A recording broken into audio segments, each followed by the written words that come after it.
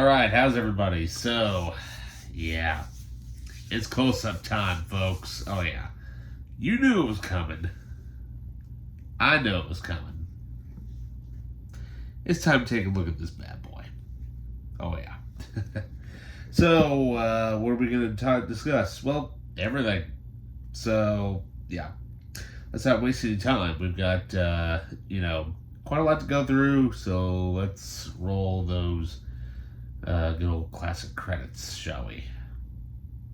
Media file, closer up look time. Like I said, my brain's fried. Let's get this done.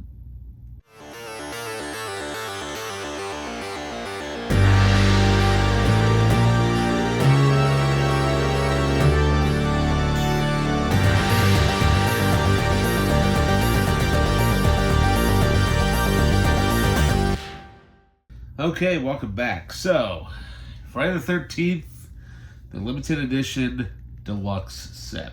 Now, of course, this was the big mega set that Scream Factory did. This was the second one that they did. Of course, the first one that they originally did, of course, was the Halloween set, which, sadly, that one has not gone down in price. Whereas this one, you wait for a while and store credit kind of rolls around. And, you get this sucker for literally $35. So, with the store credit, jacking the price way down. So, shall I say, for $35 for this entire set, that's definitely worth the money, obviously. So, we're going to go through all this cool stuff. So, now, obviously, this does not have the poster art, or the poster that it came with, obviously. But, of course, it's literally, as most of you already know, it's just that giant wraparound photo of it. And there you go. All right. But it's pretty cool, though. I mean, we'll just kind of go from side to side here. But what's kind of interesting is that there is a little bit of a story if you kind of really pay attention to this thing.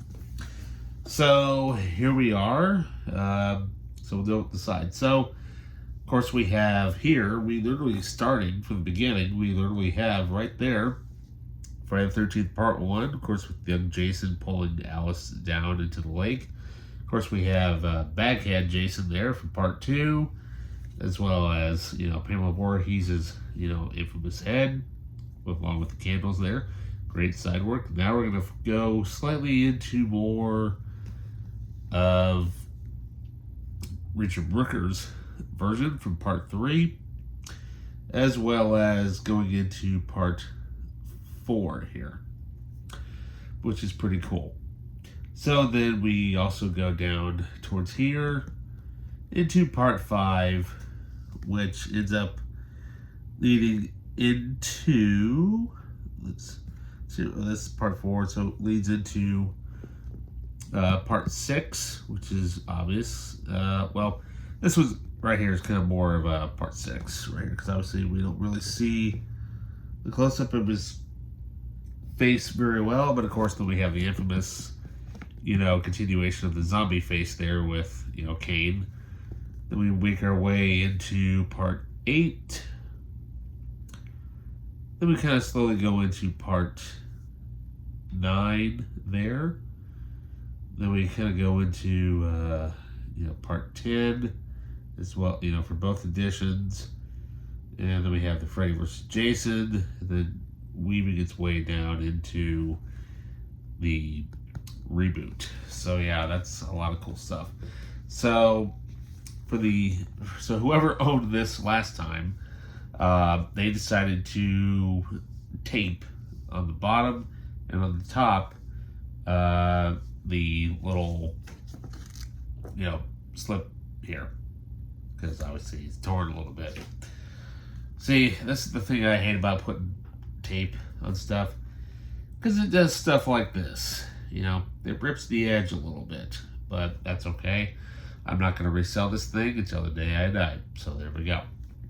Anyways, so let's go through everything here, disc by disc. So, there we go.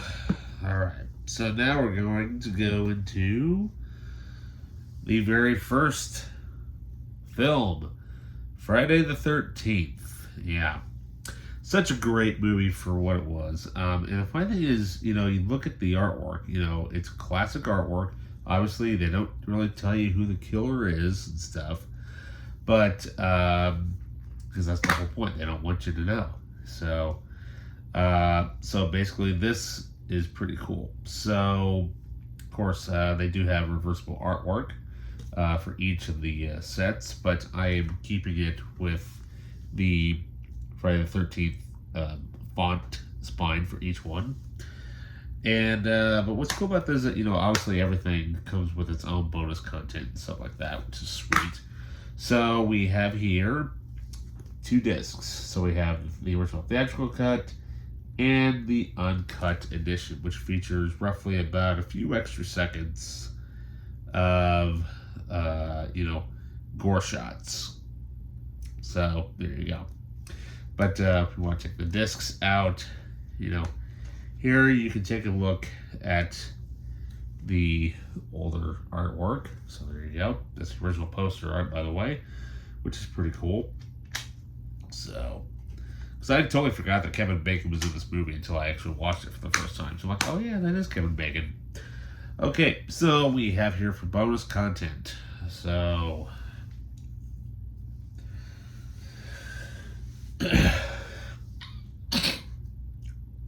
okay, so here we have 4 bonus content here. So we have a new 4K scan of the original camera negative, both the uncut version and the original theatrical R-rated version. Audio commentary with director Sean S. Cunningham, screenwriter Victor Miller, author Peter Brack, and more of the uncut version only. Then we have fresh cuts, new tales from Friday the 13th, the man behind the legacy, Sean S. Cunningham, theatrical trailer, TV spot, radio spots, and a still gallery. Yeah. Now, obviously, this movie is the one that basically started it all. Obviously, it's one of the first spoofs, or not really spoofs, but knockoffs of the original Halloween. However, though, upon rewatching this movie, thanks to high definition, there's actually some stuff in here I've never seen before.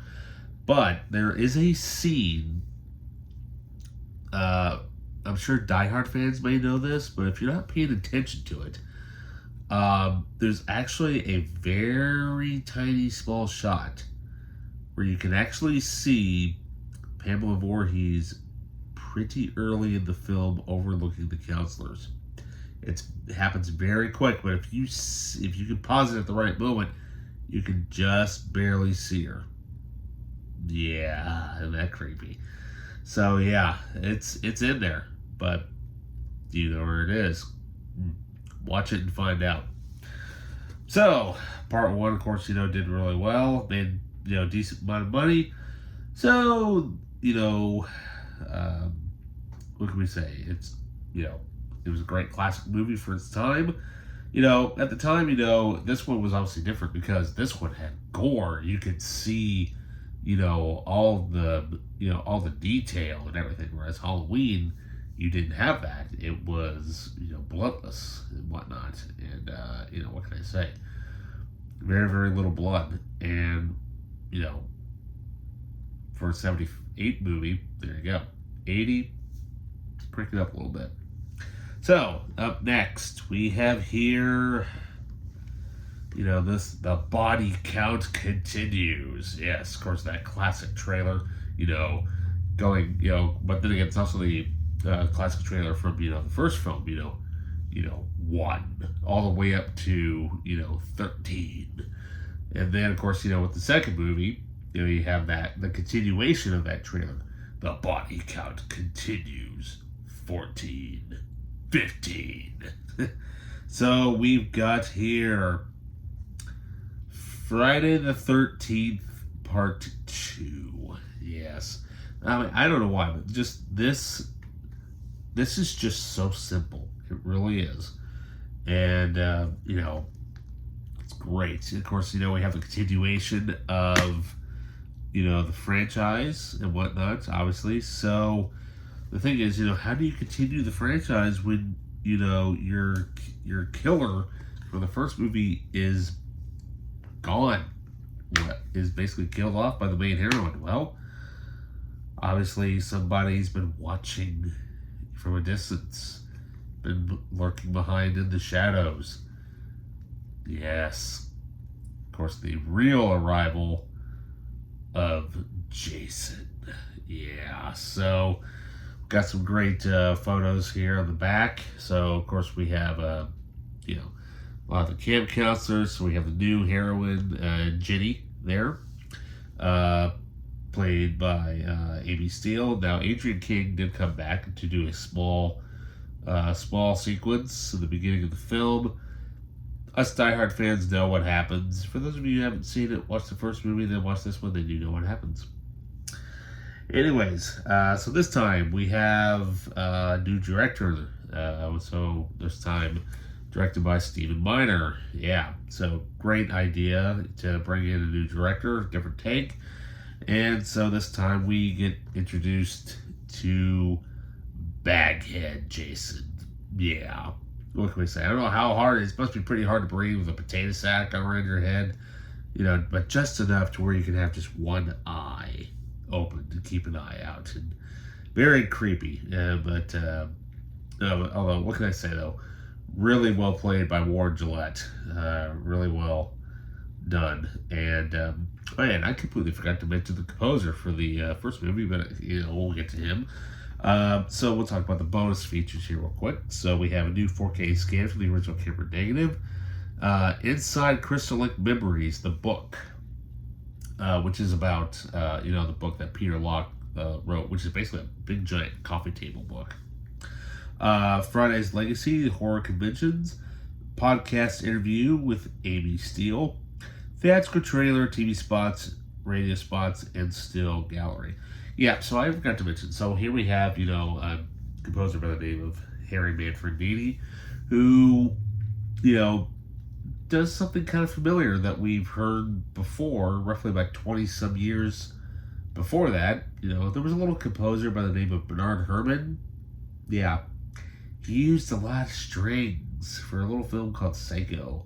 So Manfredini gets his inspiration from Bernard Herrmann to use a lot of violin, cues, especially with that little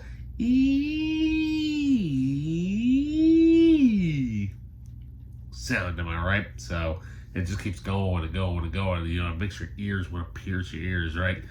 So, he does the first movie, he comes back to the second movie, continuation of the themes that he started from the first movie. And now, well, what can we say? Shall we say the second movie did much better than the first one. And, about a year or two later, a little thing called 3D was on the returning rise. They brought back some movies that were shot in 3D. Now, obviously, 3D movies first kind of came around in the 50s, especially with movies like Universal's, the original Creature from the Black Lagoon was shot in 3D. War of the Worlds. We'll probably have just lots of those older sci-fi movies that were shot in, 3D. Well, 80s brought back some 3D because here we have Friday the 13th, Part 3 in 3D. Yeah. Now, mind you, this edition does come with the 3D version. And, I forgot to show you the backing or the artwork. I just realized that. So, of course, we've got, the original poster art and, the infamous, Pamela Voorhees head. Spoilers. Yeah. Anyway, so here we have, a new dimension and terror. Yeah. Now, there's some pretty decent 3D gags in here. But, of course, this time around, we would, somebody survived after being attacked. And what can we say? He loses the potato sack and dons a little thing called a hockey mask. Yeah. Of course, this would get the iconic look of Jason and basically would be his look basically throughout the rest of the franchise. So we've got new 4K scan, the original film negative, and a new 3D transfer. So the one disc has both versions on it. A new audio commentary with actors Larry Zerner, Paul Kratka, Richard Brooker, and Dana Kimmel. Fresh cuts, 3D terror, the legacy of the mask, theatrical trailer, TV spot, and still gallery. So, what's kind of interesting about some of the actors in this is that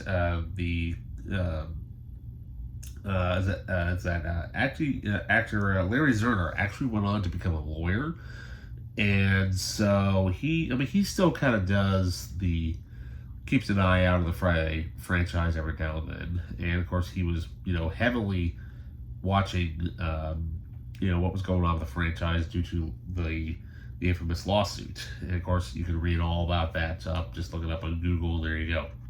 But it's kind of funny is that with the backing of this movie, it kind of somewhat spoils a little bit of the movie there. But we do have the return of Steve Miner, who of course directed part 2. He came back to direct part 3 because he had a lot of fun.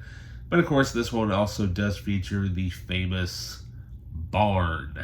Yeah, so which unfortunately is no longer around, lost in a fire apparently.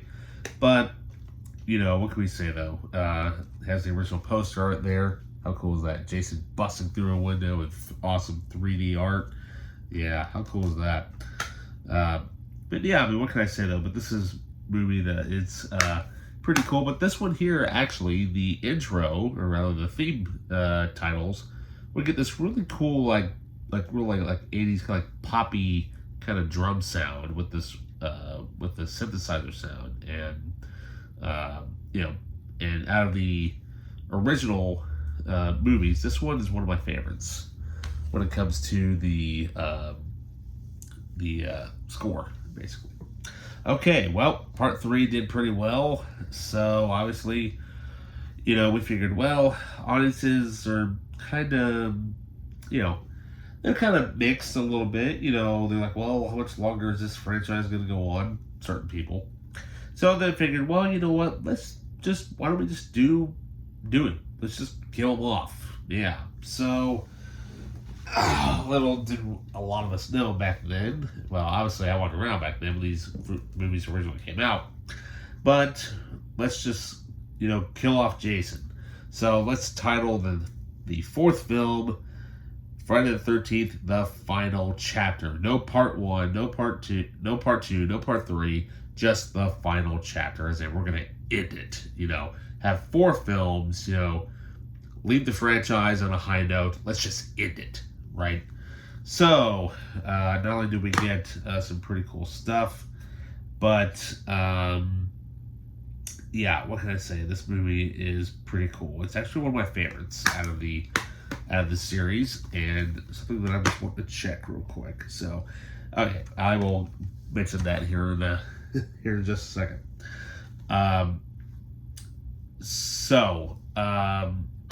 I will say that the funny thing is, what can I say? As they say. But actually, you know what? We'll just kind of cut back. Let's redo part 3. Okay, so since part 2 made a lot of money, what can we say? Well, does the body count continue? Well, of course it does, right? But this time, let's do it in a new dimension. In terror, yeah. So this time, let's shoot the whole thing in 3D. Yeah. So, this was not the first time movies have been shot in 3D. The original 3D aspects kind of came around the early to mid 1950s, with obviously one of the most famous movies to shoot in that format, of course, is one of my favorites. Universal Studios, the classic The Creature from the Black Lagoon, which was shot really well. It's creepy in 3D too, especially with the Gill Man doing, that type of thing at you. But this time around, we have some funny gags, like, people doing this, or, throwing a yo-yo at you and stuff like that, or, hey, look, it's a poker stick, and I'm just going to do this. Yeah, some of the gags are kind of iffy, especially when you're watching it in 2D, you're like, eh. But shall we say, though, what can we say? Friday the 13th, Part 3 in 3D. So, how about we continue the story? I mean, well, Jason didn't really die, so he's still around, right? So, Warren decided not to do it, so we have a new actor coming in to play Jason this time, by the actor named Richard Brooker. And so this time he kind of added something to Jason that, he kind of took some little hints of stuff here and there that Warren did, but he kind of put his own spin on it, and he kind of made Jason, a little bit quicker, not, a little faster. Like, I may look ugly, right? But I'm kind of, I know the woods, so, I'm not that stupid. But, of course, this one here, he would don, the famous hockey mask. Yeah. And so, what can we say? After donning the hockey mask in this, he would, that would become his look. And, of course, we have some really cool artwork here, which is the original poster art. How awesome is that? So, yeah, there you go. Okay, so one thing that I wanted to mention about this is that upon doing a little bit of research, now when some of the discs, when this originally came out, there were some issues with a few of the discs. This one in particular was one of them, and so I do not have. Luckily for me, the version that I have is actually the fixed disc. So if you take a look at the disc here. And if you see right up in there, if you can see it, there's a little tiny thing that says, you have your code, and then it says R1. So if your discs say R1, that means those are the replacement discs. So luckily for me, I have the replacement disc of Part 3, which is great. So let's go through the bonus content. So we have a new 4K scan of the original film negative, a new 3D transfer, so you can play both versions if you have 3D glasses. I think if you wear the red and blue ones, they may work, I believe. I've never actually done it, so we'll see. Then we have a new audio commentary with actors Larry Zerner, Paul Kratka, Richard Brooker, and Dana Kimmel. Fresh Cuts, 3D Terror, which is a documentary about the 3D making. Legacy of the Mask, obviously featurette on, of course, the famous hockey mask. The theatrical trailer, TV spots, and a still gallery. But some of the actors, obviously Richard Brooker would go on to do more stunt work. I'm not sure exactly what Paul and Dana did, but I know Larry Zerner kind of quit the filmmaking business, and he went on to become a lawyer. And of course, for us diehard fans who know about the infamous, lawsuit between Sean Cunningham and Victor Miller over rights. Larry actually kind of kept an eye on it, and he kept everybody informed of what was really going on. So, that's why now we are finally getting the Crystal Lake series. So, there we go. Alrighty. So, Part 3 does pretty well, and so they're like, well, what do we want to do? Do we just going to continue making the series? You know what? Since we're doing so well, why don't we end it on a high note? Yeah, so let's just, why don't we just, take care of him. Let's just finish it off on a high note. So, shall we, as the opening chapter, as the original poster says, 3 times before you have felt the terror, known the madness, lived the horror, but this is the one you've been screaming for. Yeah.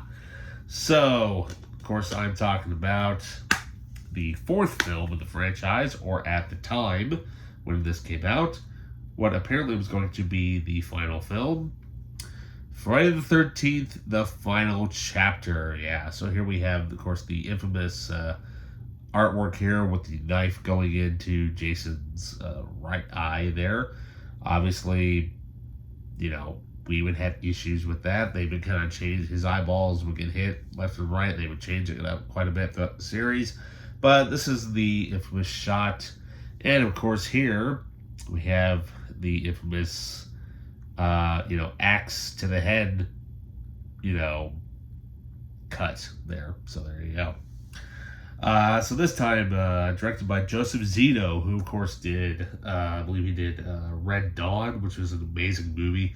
Great, awesome director, by the way. So this one here, obviously we're back at Crystal Lake yet again.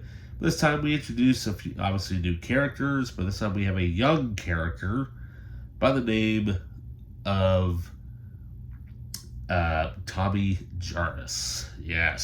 So, of course, wonderfully played by, by Corey Burton. Corey Burton? No, Corey Haim. Corey Haim. Anyways, one of the Corys. Anyway, so, what can we say? This movie's awesome. But this time, though, so we have another person would come in to play Jason, and I cannot remember what the actor's name is at the moment. But what can we say though? This one though, the actor that they got to portray Jason made him even faster and also a little bit smarter too. So which is kind of interesting and quicker. So. What can we say? This is pretty cool. This one's probably one of my most favorites, one of my more favorite ones. But, I mean, they're all good in their own way. I mean, everybody has their, favorites and whatnot. But shall we say that this has some pretty cool bonus material on it.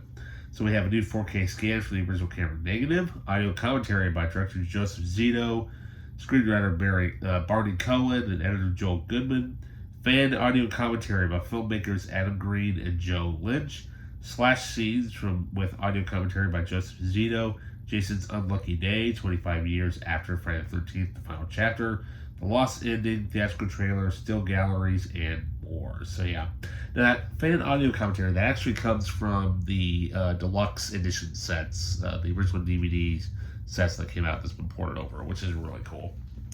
Really, really good. And what can we say?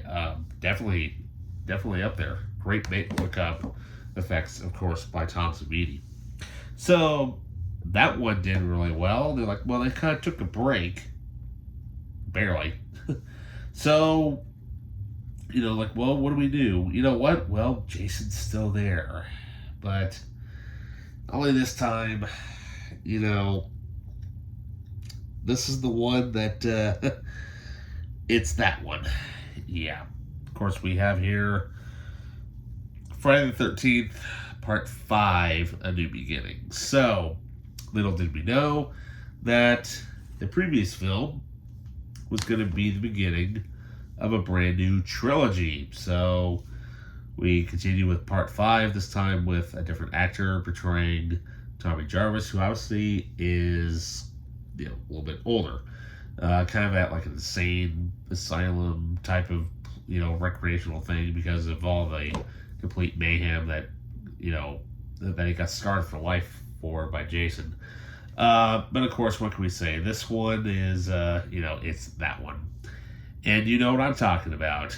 No, not the guy who portrays Roy. The other scene. Yeah, you know why. You know what you did. So, what can we say? This movie, it's cheesy. It's very sleazy. Because this guy gets it on with the really hot chick. So, what can I say? She's hot. Anyway, so here we have some pretty awesome bonus content here. And we have also really cool artwork. Of course, that's the original poster art. So if Jason still haunts you, you're not alone. Yeah, well, obviously, Tommy being scarred for life, he seems having visions of Jason showing up, and yeah. Anyway, so we have new audio commentary with actors Melanie Kinnaman, Deborah Voorhees, hot chick, and Tiffany Helm. Audio commentary by director and co-screenwriter Danny Steinman, and actors John Shepard, who plays Tommy Jarvis in this movie, and Shavar Ross. Fan audio commentary of filmmakers Adam Green and Joe Lynch. New Beginnings, making the Friday the 13th Part 5 a new beginning. Lost Tales from Camp Blood Part 5. Crystal Lake Massacres Revisited Part 2. Theatrical trailer and still gallery. Yeah. Now, speaking of fan audio commentaries, now there was one that was actually done that Paramount reached out to the guys that run Deadpan Radio, Uncle Bill and the Creepy Kentuckian. Now, if you guys do not know who they are, check out their YouTube page. They are like the guys to go to when it comes to horror, like a horror-themed radio show. It is awesome. So they actually have their own fan-made commentary that they did for the movie. You know, they had kind of give their own insight on what they did and how they viewed the movie and stuff. Sadly, it didn't make the cut, but you can find that on their website. Just browse for it, and it still should be on there to this day, I believe. Yeah, it's definitely a very interesting commentary, you know, considering how this movie is and whatnot. But what can we say? It's a really cool commentary, by the way. Alrighty, so, well, that one did, it was okay. They're like, well, you know, it's the Halloween 3 of the Friday the 13th franchise. Number 5 is. Well, you know what? Fans have been demanding it. We want Jason to come back. We want him back. We don't like Jason, not Jason. So, they listened. And so, they decided, well, alright, let's bring him back. So, who do we get to portray Jason this time? Well, why don't we have an ex-Marine portray Jason? Okay, well, you know, he's a stock well enough, you know, there we go. And, of course, the guy that they got, Tom McLaughlin, to write and direct part 6. And they're like, well, you can do all these jokes, but just don't make fun of Jason. He's like, no, that's the point. You're not supposed to make fun of Jason. I get it, but I can put in all these little gags and stuff. Everybody who grew up in the 80s know what that's referencing to. Of course, I'm talking about Friday the 13th, Part 6, Jason Lives. Yes, now, I love this movie. This movie is literally Jason meets Frankenstein. There is a really awesome Frankenstein reference to this movie. And this one's actually possibly my favorite out of all of them when it comes to the original 8. Of course, we have, this time, let's throw in some Alice Cooper into it. Oh, yeah. And, of course, the film version of his hit track, The Man Behind the Mask, is the version to listen to, not the album version. The album version, I don't like the drum sound. The drum sound on the film version is much better.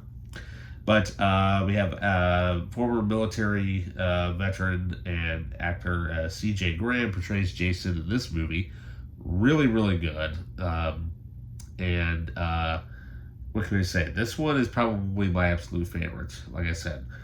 So this time we have Tom Matthews coming in to portray the character of Tommy Jarvis. So this is the end of the Tommy Jason trilogy. Yeah.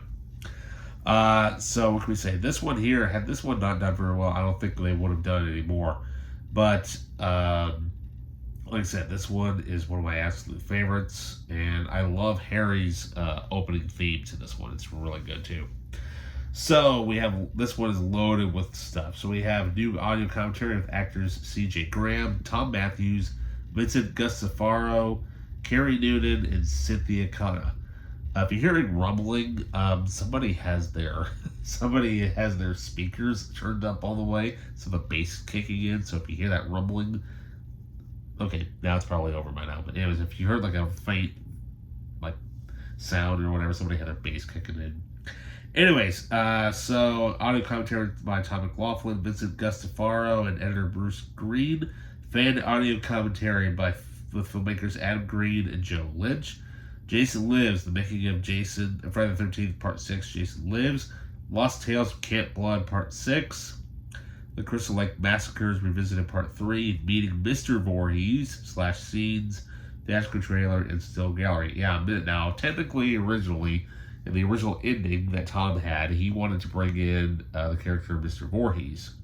Basically, for us Halloween fans, basically bringing in the Man in Black from Part 5, costume-wise, and making that version, that character, Mr. Voorhees, basically. I mean, we never really see who he is, but it's an interesting take because the guy that plays the caretaker in this movie, there's the featurette on here actually has him doing like a voiceover of what they kind of wanted to do, but which is sadly it's just they never filmed it, but they did storyboard it, and what can we say? This is great. This movie's so good. And the funny thing is, I think after watching this movie so many times, I think I've kind of determined that whenever Jason, and excuse the language of this, but whenever Jason is called an asshole, you kind of notice there's a look in his face like, don't call me that, and I'll come right after you. And I think that's the start of his famous, of the, of the whole a-hole thing, especially if you notice when Freddy calls him that. Okay, so part 6 did really well. It helped reinvent the franchise.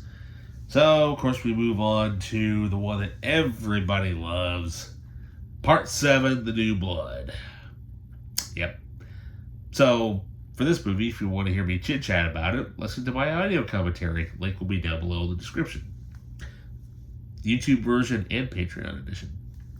Anyways, but of course, we get the really famous, look of Jason there with the hockey mask and everything. And, of course, this was Zombie Jason. Yeah, of course, Kane Hodder comes in to portray Jason for the first time, which would be the first of 4. Yeah, so...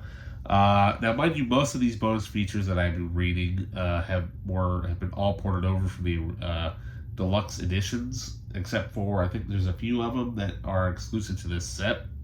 So we have audio commentary by director John Carl Buechler, R.I.P., actor Kane Hodder, and audio commentary by John Carl Buechler and actors Laura Lincoln and Kane Hodder. Jason's Destroyer, the making of Friday the 13th, Part 7, The New Blood, Slash Scenes, Mind Over Matter, The Truth About Telekinesis, Makeover by Manny, You Need a Little Touch-Up Work My Ass. That's a line from the movie. And theatrical trailer and a still gallery. Yeah. Now, at the time of this recording, there is a supposed VHS work print of this movie out there, and us diehard fans are trying to get the individual to get this thing digitized. I'll also provide a link on my thoughts about that. Actually, I think my thoughts about that, I think, are in the update video where I talk about that. Alright, so, part 7 did pretty well. So, let's move on to part 8. Yep, Jason Takes Manhattan. And in my opinion, this one here, this artwork here, still scares the living hell out of me. Yeah. Just the lighting, the way it hits the mask, and all that stuff. But, yeah. What can we say? Creepy. So, now, the reason why I haven't shown the artwork on the inside from part 6 through 8 is because there is none. It's just the artwork is the artwork. So, this was a little bit lighter on features. So, but, basically, Jason is on the boat for quite a while. Then they get to Manhattan. However, though, this is a movie actually co-stars a very young Asian actress by the name of Kelly Hu, who, of course, would go on to be the sorceress in The Scorpion King and Lady Deathlock in X-Men 2, so be on the lookout for her. So what can we say? This it's pretty cool for what it is, kind of interesting, a little creepier. This time, though, Harry does not come back to do the score for this movie. And why are we moving? Stay right there. Okay, so obviously, Harry Manfredini does not come back to do the score. He was actually busy shooting.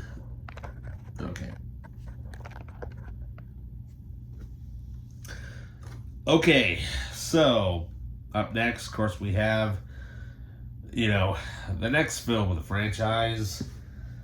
Because, what can we say? The Big Apple has a big problem. Yeah, Part 8, Jason Takes Manhattan. This artwork still terrifies me to this day. I don't know why. It's just something about this artwork is just creepy. I don't know. Anyways, but I guess I'll never get used to it. I mean, I do. I mean, I'm used to it, but just whenever how it is when you see something that you haven't seen in a while and it makes you do this. Yeah, that's kind of what this artwork does to me. Anyways, so this time around, Fred Mullen would be the main composer of this movie. Now he did some of the work for Part 7, and why the heck why do you keep moving? Stay put.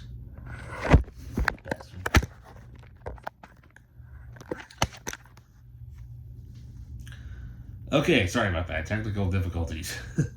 Anyways, okay, so Part 7, yeah. So I forgot to mention something. So, of course, Harry Manfredini did pretty much the scores for 1 through 6, but there was a co-composer of this Part 7, which of course was Fred Mullen. So speaking of Fred Mullen, so Friday the 13th, Part 8, he would become the main composer of this movie. I believe Harry was too busy doing, Deep Star 6, or something like that.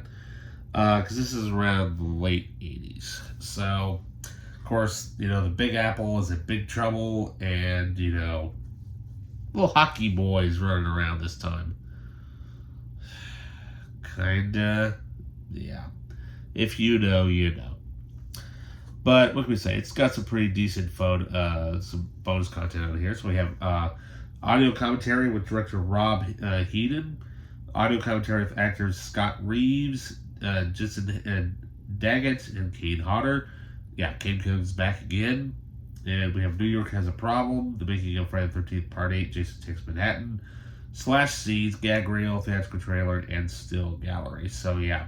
So Rob had the idea of taking Jason out of Crystal Lake. They're like, oh yeah, we never thought about doing that. Okay, how about New York? Okay. So budget's a little higher, obviously. But, yeah, I don't know. This one's okay. However, though, I will say one of the actresses in this movie, if you know what work she's done, what can we say? This, gotta start somewhere. So, young actress Kelly Hu actually makes one of her earliest, film appearances in this movie. And, of course, she would go on to do, The Scorpion King with The Rock, as well as, portray Lady Deathstrike in X-Men 2. Okay. Yeah, we keep having technical difficulties with the tripod. Let's keep moving on me. Anyway. So, yeah. So, 8 movies down. A few more to go. So, Paramount decides, yeah, we're done. Part 8 didn't do so well. The money was kind of, well, okay. Hi, we're New Line Cinema. We understand you don't want to have Jason anymore at Paramount. We'll buy him off of you. Okay. So, by doing that, with a little other franchise that they own by the name of Nightmare on Elm Street, a little guy named Freddy Krueger that, kind of helped New Line get where they were back in the 80s. Hey, we have a potential possibility of maybe bringing these two characters together in the future. Well, okay. Well, let's test the waters first and see how a New Line, Jason Voorhees film would do. Okay. So we've got here Jason Goes to Hell, The Final Friday. Yeah, this time with Sean Cunningham coming back as the main producer of the film this time, but also hiring a very young director by the name of Adam Marcus, who was only 23 years old at the time. So here it is, you have this very young director who's like, dude, this is awesome. I grew up watching these movies. I get to direct a Friday the 13th movie. This is awesome, right? So we kind of had that same idea with Adam Green, who would, go on to have Kane in his Hatchet series. Same idea. So, but back to Friday the 13th, Part 9.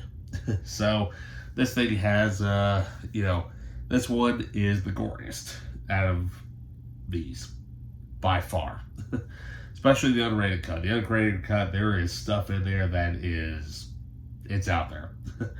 But, so, luckily though, this actually has 2 discs, so we have the unrated version and we have the theatrical cut. So, so I'll say, so the unrated version runs for about 3 minutes longer at 91 minutes. The theatrical cut, 88 minutes. Mainly because of the gore shots. But I don't know why, but there's just certain shots in this movie that I absolutely love that Adam has done.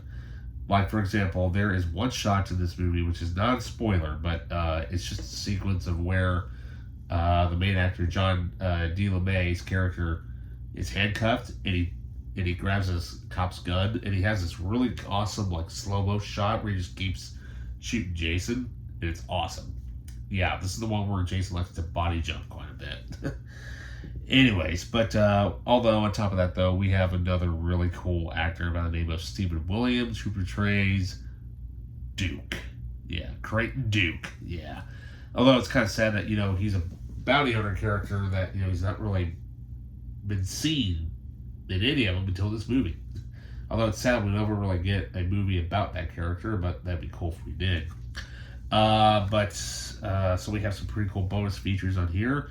So we have both the unrated and the theatrical versions, new 2K scan of the interpositive, and a bunch of commentaries. So we have a new audio commentary by director Adam Marcus and author Peter Brack, new interviews with Adam Marcus and actor Kane Hodder, additional TV footage with new optional audio commentary with Adam Marcus and Peter Brack, audio commentary with Adam Marcus and screenwriter Dean Lorey. I think that's the original DVD commentary that's been ported over, and the theatrical trailer. So yeah. Oh man. So that one did fairly well, but they're like, well, let's kind of put Jason on ice for a little while. Let's let him cool off. So we kind of waited, and then kind of out of nowhere, we get a new installment announced. And Kane Hodder is coming back to portray Jason again. We're like, oh, okay, so where are they going to go with this one? Well, he's been in the forest so many times. He's been to New York. He's been to hell. Well, where else is there to go? Well, I got a great idea. I'm a very young, screenwriter. Let's put him in space. They're like, I don't know. They're like, dude, just at least let me write the first draft, and then you can see. Yeah, you can kind of visualize what I'm talking about. Of course, I'm talking about the screenwriter by the name of Todd Farmer, who, of course, would go on to do some pretty cool films later on after this movie. The My Bloody Valentine remake, which is totally cool, as well as a pretty awesome Nicolas Cage movie entitled Drive Angry. Those two movies are awesome. So, of course, the movie I'm talking about is none other than Jason X. Yeah. So, evil gets an upgrade. Literally. But, yeah. So, sadly, the funny thing is that the only thing is that when it comes to the artwork, it's basically the same. Just the pictures are different on the back. So... Anyways, but the good thing is, though, is that my Jason X Blu-ray is also the fixed edition. So there we go. Okay, so I can imagine when it comes to the bonus material, a lot of it has been ported over from the original DVD. So we have new interviews with producers Sean S. Cunningham and Noel Cunningham and actors Kane Hodder and Christy Agnes. Audio commentary with director Jim Isaac, writer Todd Farmer, and Noel Cunningham. Noel is Sean's son, by the way. The Many Lives of Jason Voorhees, a documentary on the history of Jason, By Any Means Necessary, the making of Jason X, and the theatrical trailer. So yeah, basically this is the one where Jason was basically digitized. Yeah, one of the first movies ever to go through the first ever digital, capture when it comes to going from film to digital. So it's one of the first ever digital movies ever made. So how cool is that? Great cheesy type of movie. But I will say though that Harry Manfredini does come back to do the score for this one. He also did it for Part 9 as well. But this one's pretty cool though. Some great homages back to the franchise as a whole. there's this one shot. I remember when I first saw it. It's kind of creeped me out a little bit. It still does to this day. Has this really awesome close-up shot of Jason's face, behind the mask. And of course, you can tell it's Kane. He stares at this cop, and he kind of gives this little eye squint, like I'm watching you type of guy. So yeah, that's probably one of my favorite shots. Oh, and David Cronenberg, the real famous Hollywood director, makes a cameo in this movie. Yeah.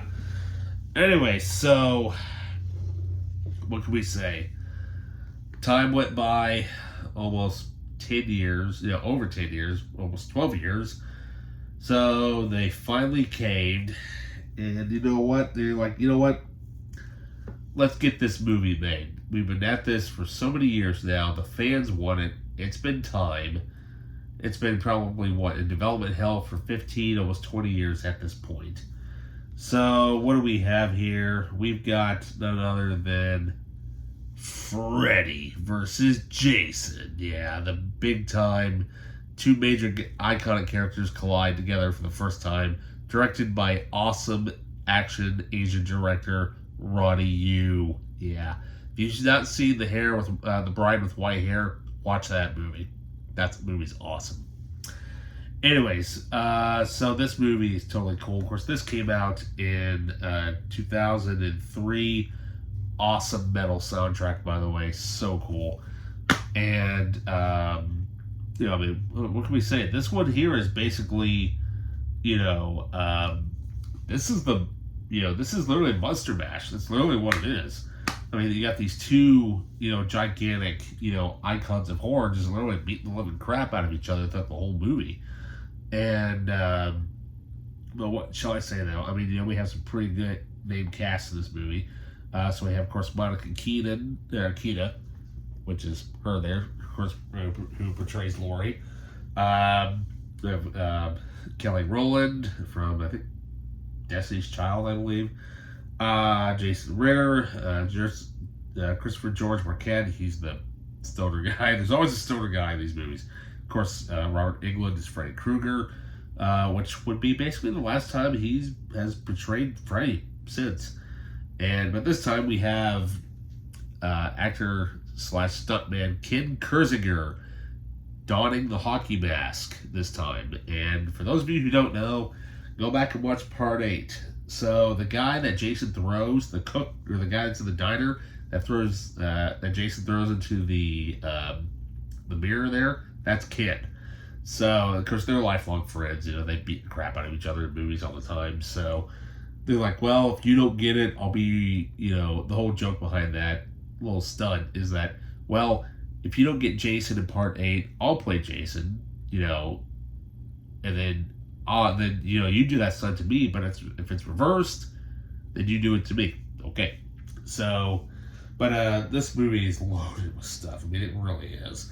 So we have commentary by director Ronnie Yu and actors Robert Englund and Ken Kirzinger. Deleted and alternate scenes, including the original opening and ending. Featurette gallery covering the film's development, art direction, makeup effects, stunt work, and more. Visual effects exploration with the creative team. Publicity and promotion vignettes. El Nino's How Can I Live Without You music video. Theatrical trailer and TV spots. Yeah, the publicity stuff, that was awesome. They got Michael Buffer involved. So they made it like a boxing match type of thing. They did a weigh-in and everything, and it was awesome. I mean, this movie was going to be a big hit, and it was a big hit. And still to this day, when it comes to both movies, as far as I know, this is the highest grossing Friday the 13th and Nightmare on Elm Street movies at the time this movie came out. It was huge. So well written, so well done. Then, nothing really happened because, well, there was going to be a sequel called Jason versus Freddy versus Ash. Yeah, they were going to bring in Ash from the Evil Dead franchise. And I'm like, that would have been cool. If you can find the comic books now, good luck. Because they are long out of print and they've not been reprinted since. And it sucks that they never got that movie made because that would have been huge. It would be bigger. But, sadly, you make one movie and then, you capitalize on the versus stuff. You just do it, and they did. Anyway, so they're like, well, you know what?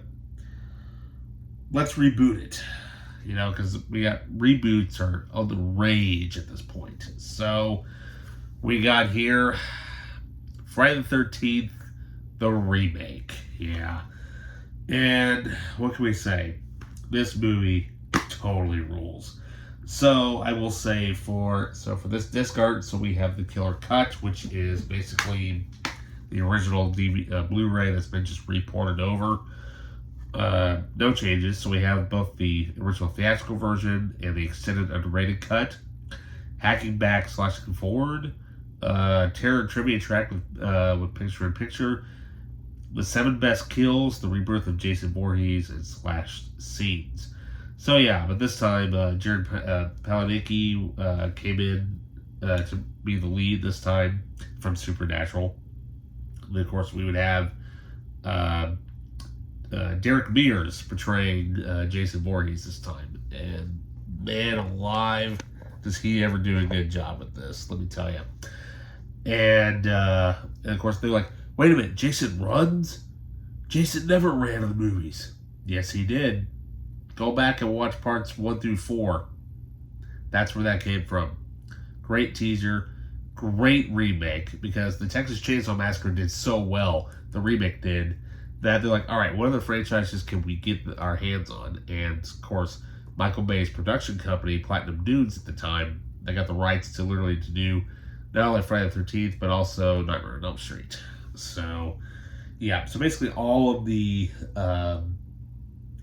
special features is everything that's on the original Blu-ray disc. So, yeah. What can I say, though? Some great hot scenes. Some great TNA in this movie, let me tell you.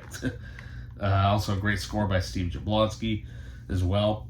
But I will say this. When that movie came out, I actually used to work at a movie theater. And at the time, I'd just been fairly recently married at the time. So, wife and I go to see it because I was still working at the movie theater, as I said. And so, I got to be basically there on the Thursday night preview night. I kid you not.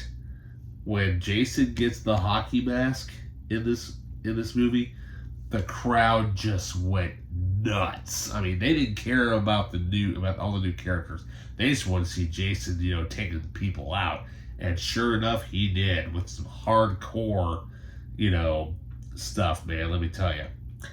Alrighty, well, that goes through all the movies. The last thing we have, of course, is the bonus disc material. Yeah, I apologize. I know this video is very long, but what can we say? Bonus discs 1 and 2, absolutely loaded with stuff. So we have here some bonus features. So we have a new interview with composer Harry Manfredini, new location featurette, the return to Crystal Lake making of Friday the 13th, Friday the 13th Chronicles, secrets galore behind the gore, documentary Slice and Dice, the slasher film forever, the documentary Scream Queens, horror heroines exposed, Crystal Lake victims tell all, Tales from the Cutting Room, Friday the 13th artifacts and collectibles, and Jason Forever. Yeah, how awesome is that? Okay, so then when it comes to this, the little backing here, we got loads of great bonus material that's actually mentioned. So we've got, I'll just read this off. So everything that I basically read, as far as bonus content goes, it's all here. So I won't deal with that. So we'll take a look at this awesome booklet, featuring, of course, the famous artwork there, which is great. And of course, we have, of course, the first actors, first they got Adrian King there, and of course the camp counselor Steve, whatnot. Then we've got loads of great stuff in this thing. Of course, you got the other guy, you're all doomed. That guy. What would we say? Great stuff. Absolutely great. And what can I say? This is just a great booklet. Loads of great stuff. Of course, Kane there trying to pull, the good guy down and whatnot into hell. Such a great sequence of events. And of course, you gotta love this shot here from Jason X. That's awesome. And whatnot. But yeah, so good. So good. Great stuff. And of course, we have that famous shot of Jason, sneaking up behind the girl in the bathroom and whatnot from the remake. And then, of course, we have the last bloody shot there of Jason. But, there we go. Can't really show that because of YouTube rights and stuff like that. So let's go put this thing in the side here. It will fit just snug enough to where it may fit in there. There we go. Alrighty, so let's put everything back up in the case here. And we will put it all up. So, yeah. What can I say? A great handful of films. Now, I do have a Halloween movie update coming when it comes to the Scream Factory Halloween movies. So keep an eye out for that. What can I say? Great franchises, great horror stuff. One day you kids will enjoy this stuff. Yes, it may be old and tame by today's standards, but hey, at high time, this was the stuff, man, let me tell you. So there we go. We got all the movies back in place. Great artwork to look at once again. And so for that, what can I say? We got loads of great stuff to go through later on. And so with that, you guys, like, subscribe, comment down below, leave discuss your favorite scenes or, different parts of whatever movie it is you want to discuss. And also, as I mentioned before, the links to the YouTube version as well as my Patreon version of my Friday the 13th Part 7 fan commentary is down below. And which you can watch at your own leisure. And have fun trying to hunt this thing down if you can find it. If not, well, hey, keep searching. Because there are copies out there. Because trust me, I saw this thing coming in at Disc Replay several times over. They're still wanting $100-some bucks. Thanks to some store credit. And thankfully, thank God I went to that estate sale when I did. And when I saw it was there finally just under $100. I was like, you know what? Damn it, I'm finally going to get it. And I'm so glad that I finally have one of my holy grails in my entire collection. Alrighty, so with that, you guys, I shall bid you adieu. And with that, I'll see you later.